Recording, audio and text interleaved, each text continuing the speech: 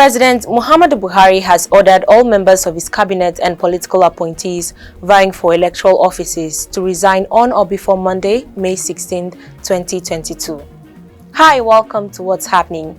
These are the top 10 stories now. At the number 1 story for today, President Muhammadu Buhari has ordered all members of his cabinet and political appointees vying for electoral offices to resign on or before Monday, May 16, 2022. Buhari announced the directive at the Federal Executive Council meeting held at the Council Chambers of the State House, Abuja, on Wednesday. The Minister of Information, Lai Mohammed, disclosed the President's order to State House correspondents shortly after the meeting.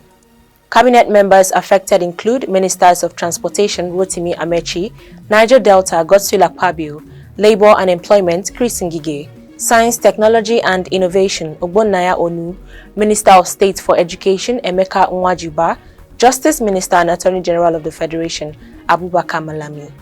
Others include the Minister of State for Mines and Steel, Uche Oga, who is running for governorship position in Cross River State, and Minister of Women Affairs, Pauline Talon, who declared her ambition to contest for the senatorial seat in Plateau State.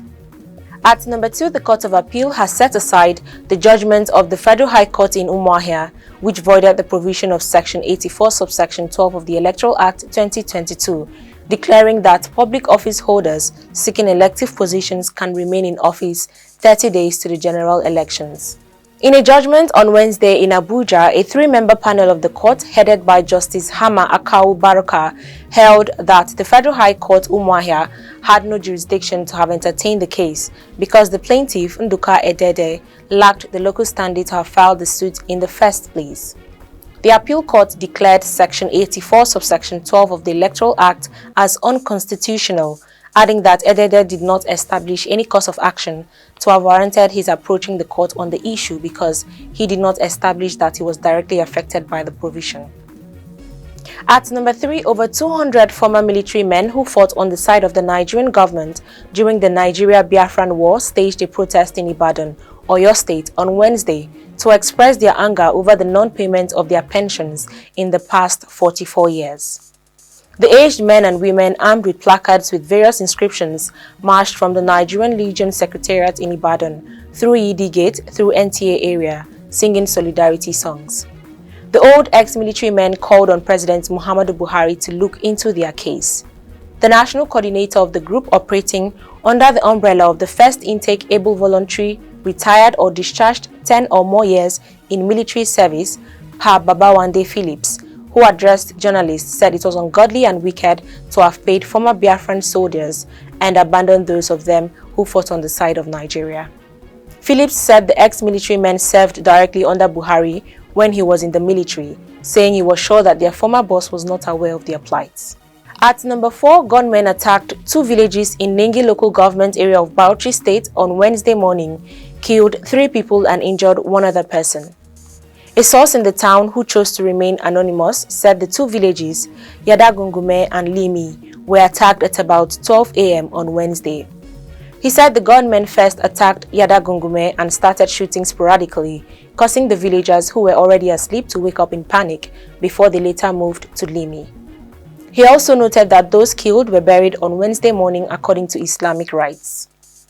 At number 5, the House of Representatives has passed an amendment to the Electoral Act 2022 to allow statutory delegates votes at primaries, congresses and conventions of political parties. The passage is in alignment to the Senate, which had earlier on Tuesday passed the same amendment when it held an emergency session to correct what the House called a fundamental error. The amendment will allow statutory delegates, in addition to the delegates elected by various political parties, vote during congresses and conventions to elect candidates for various political offices. With the amendment by both chambers of the National Assembly, the bill will be transmitted to President Muhammadu Buhari for assent. At number 6, the People's Democratic Party has nominated the senator representing Kaduna South, Danjuma La, as the new Deputy Minority Whip of the Senate. La's nomination was contained in a letter addressed to the Senate President, Ahmed Lawan, and read at the start of the plenary on Wednesday. The letter was signed by the National Secretary of the PDP, Senator Samuel Ayaun. In the letter, Ayaun explained that the nomination of Senator La followed the recent defection of the former minority whip, Senator Ibrahim Abdullahi Danbaba, to the majority All Progressives Congress. At number 7, the Independent National Electoral Commission has announced that the Commission will suspend the continuous voter registration online pre-registration on May 30th, 2022. INEC said the decision was taken to enable those who have registered online to complete the process. This was contained in a statement published on the official Twitter handle of the electoral body on Wednesday. INEC also noted that registration will be suspended on June 30th, 2022. At number 8, the Minister of State for Education, Emeka Nwajiba, has resigned from his position. Nwajiba's resignation was announced during the Federal Executive Council meeting presided over by President Muhammadu Buhari on Wednesday. His resignation is in line with the provisions of the amended Electoral Act 2022 and the recent order by President Muhammadu Buhari that all political office holders eyeing elective positions next year should resign from office on or before next Monday. Nwajiba is contesting for the office of the president on the platform of the ruling All Progressives Congress.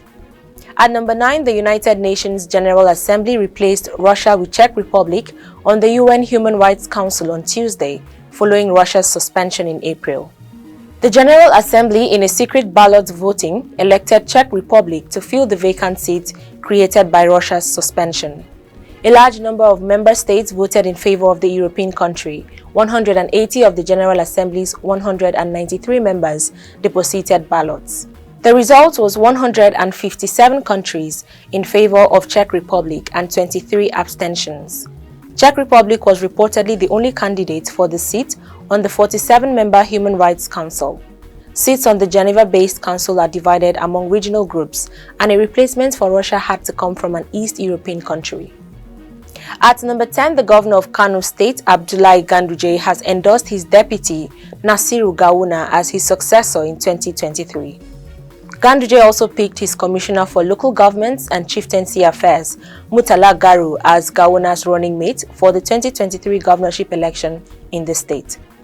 The governor's spokesperson, Abba Anwa, said in an official statement on Tuesday that Ganduje endorsed the duo during a stakeholders meeting of the All Progressives Congress in the state, held at Africa House in Kano State. According to Anwar, the decision was unanimously taken after exhaustive deliberations with all the stakeholders of the party. Meanwhile, the statement also revealed Ganduje will be seeking to be elected as a senator. Anwar said members of the State Assembly promised to provide a befitting campaign office within Kano North Senatorial District to facilitate the governor's election into the Senate. That's all for today, but before I go, I would like to remind you that the 2023 general elections is drawing closer. Do not fail to get your permanent voter's card. See you next time on What's Happening.